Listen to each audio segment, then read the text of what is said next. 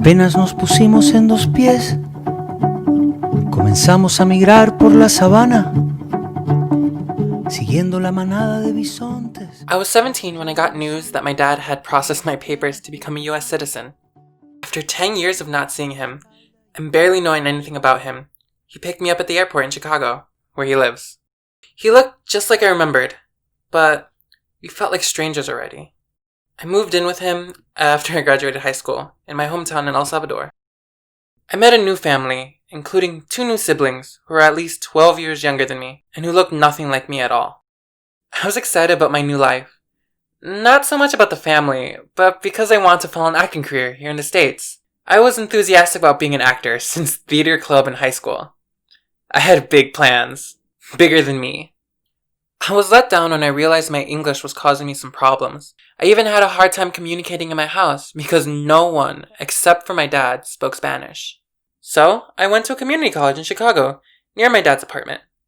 I thought it'd be a good place to improve my English. On my first day of college, I already had 2 theater classes, which was thrilling, until my classmates laughed at me because I couldn't pronounce their names.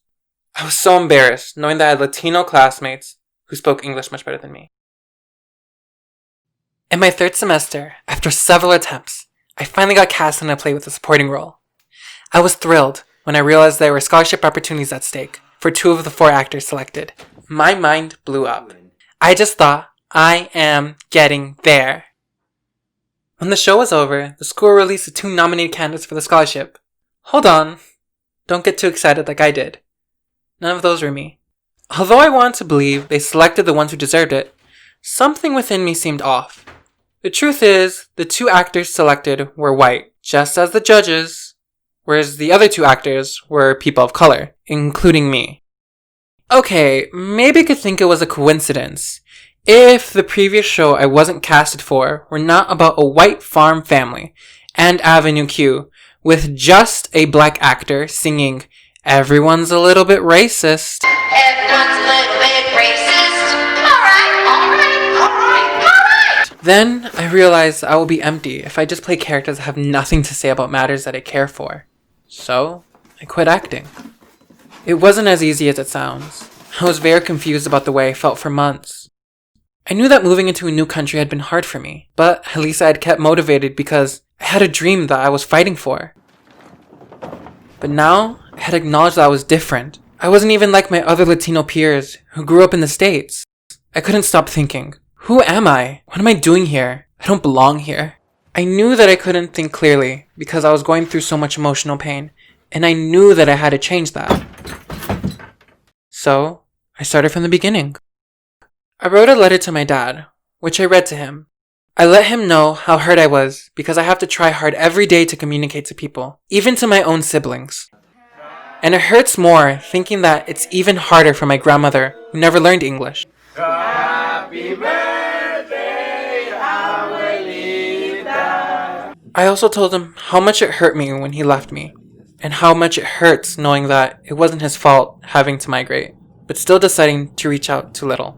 And I also told him that the only reason it hurts, it's because I love him, and it's hard for me to say that.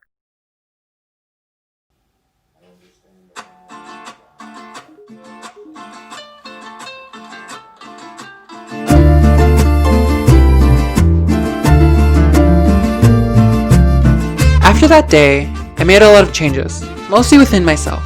And after a lot of those days, I found out that all I need is to be heard through my own voice, even if in real life I sound like this. This is when I visited my family and friends back home after 2 years. This is my mom. I realized that they are the people who I am fighting for. They understand me better than others because we all are hurt in similar ways. Because we think that America is a continent and not a country. Because we are not under the umbrella of privilege. I want them to have a voice. I want our stories to be told. I want people to learn from others that look and sound different. Once I had a dream to be an actor. Now I dream for the day when a brown-skinned person just like me, no matter from where, can comfortably say, I am an immigrant, I am brown, or even, I am gay, and I must be heard. Voy a crear un canto para el cielo respetar, para mover las raíces de este campo y hacerlo brotar, para mover las aguas, el veneno verde que hay por ahí, para el espíritu elevar y dejarlo vivir en paz.